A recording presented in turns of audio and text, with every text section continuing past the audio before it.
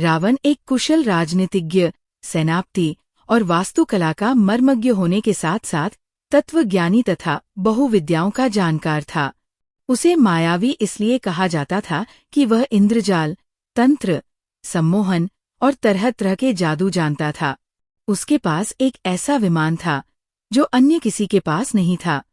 इस सभी के कारण सभी उससे भयभीत रहते थे। जैन शास्त्रों में रावण को प्रतिनारायण माना गया है।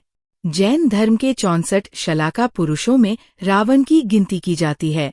जैन पुराणों अनुसार महापंडित रावण आगामी 24वीं में तीर्थंकर की सूची में भगवान महावीर की तरह 24वें तीर्थंकर के रूप में मान्य होंगे। इसीलिए कुछ प्रसिद्ध प्राचीन जैन तीर्थस्थलों पर उनकी मूर्तियां भी प्रतिष्ठित हैं। कहते हैं रावण के 10 सिर थे। क्या सचमुच ये सही है? कुछ विद्वान मानते हैं कि रावण के 10 सिर नहीं थे, किंतु वह 10 सिर होने का भ्रम पैदा कर देता था। इसी कारण लोग उसे दशानन कहते थे।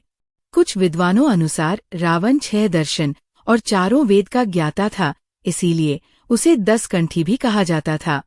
10 कंठी कहे जाने के कारण प्रचलन में उसके 10 सिर मान लिए गए। जैन शास्त्रों में उल्लेख है कि रावण के गले में बड़ी बड़ी गोलाकार 9 मणियां होती थीं। उक्त 9 मणियों में उसका सिर दिखाई देता था, जिसके कारण उसके 10 सिर होने का भ्रम होता था। हालांकि ज्यादातर विद्वान और पुराणों अनुसार तो यही सही है कि रावण एक मायावी व्यक्ति था, जो अपनी माया के द्वारा 10 सिर के होने का भ्रम पैदा कर सकता था। उसकी मायावी शक्ति और जादू के चर्चे जग प्रसिद्ध थे। रावण के 10 सिर होने की चर्चा रामचरितमानस में आती है। वह कृष्ण पक्ष की अमावस्या को युद्ध के लिए चला था तथा एक एक दिन क्रमशः एक एक सिर कटते थे। इस तरह 10वें दिन अर्थात शुक्ल पक्ष की दशमी को रावण का वध हुआ। इसीलिए दशमी के दिन रावण दहन किया जाता है।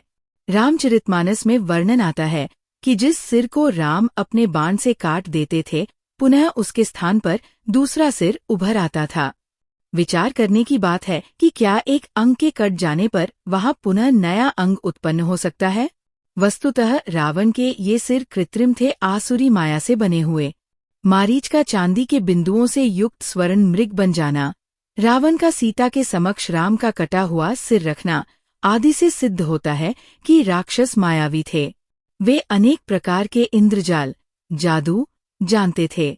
तो रावण के 10 सिर और 20 हाथों को भी मायावी या कृत्रिम माना जा सकता है।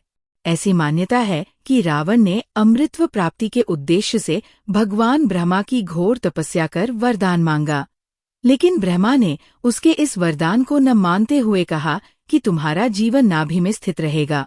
रावण की अजरमर रहने की इच्छा रह ही गई। यही कारण था कि जब भगवान राम से रावण का युद्ध चल रहा था, तो रावण और उसकी सेना राम पर भारी पड़ने लगे थे। ऐसे में विभीषण ने राम को ये राज बताया कि रावण का जीवन उसकी नाभि में है, नाभि में ही अमृत है। तब राम ने रावण की नाभि में तीर मारा और रावण मारा गया।